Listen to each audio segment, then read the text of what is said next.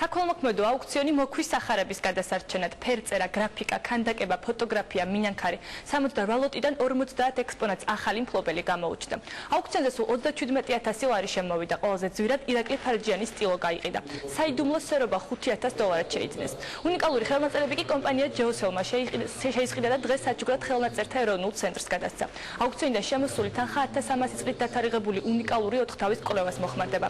ამ მიზნისთვის იუნესკომ $21000 გამოყო. მორიგი აუქციონი მოქვის სახარების გადასარჩენად შემოდგომაზე ჩატარდება.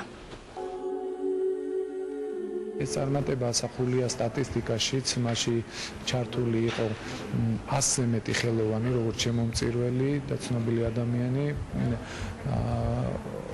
29 მყიდველი და შემოსულმა თანხამ შეადგინა დაახლოებით 37000 ლარი.